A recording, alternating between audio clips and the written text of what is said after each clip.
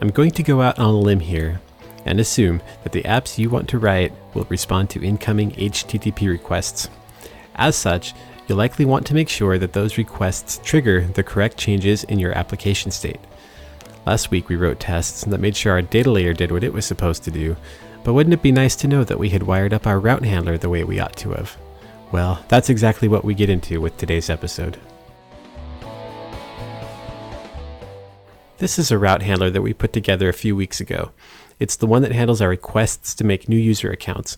Given our existing tools, how might we write a test for it? Here's a skeleton for our route test.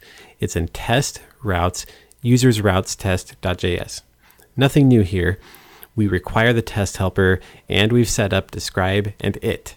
This will be an asynchronous test, so notice again that we've supplied the done parameter in our it calls callback. Now, route handlers are not magic functions, so we can get access to them like we would the functions of any other module by just requiring them and calling them like we do here. If we were to run this test right now, we'd of course see a failure because we haven't defined rec and res. How would we go about doing that? What members should they have? If we check out the route handler itself, then we see that the request object is supposed to have a body property and that this body property should have members' email and password. Mocking that shouldn't be too hard. Well, what about res? What should it look like? In the route handler, we see that we called two functions on res. The first is status, which sets the status code of a response. Then, on whatever status returns, we call send.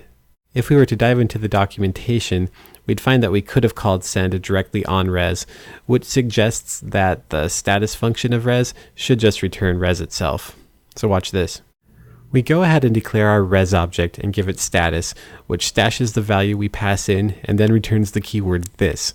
In our case here, this refers to our res object, which is what we want because the route handler will then call send on it. Next, we create send. This one will be a bit tricky because if we stop and think about it, send is the last function that our route handler calls. This is where we'll need to put our assertions. Let's add those assertions, and then add one more check to make sure that we created one and only one user. I suppose we should also make sure that the one user we created has the correct email address. And do notice that call to done that we put at the end so that the test suite won't hang, and we'll keep running to completion. Of course, if we're going to use user, we need to define it as well. With that in place, we can go ahead and run the test by running node modules mocha bin mocha test routes users routes test.js. And it passes! Hooray! So we did test our route handler, and there's value in that. By mocking rec and res, we're able to test our handlers as if they were any other function. This technique would also work for our middlewares, making sure that they work in isolation.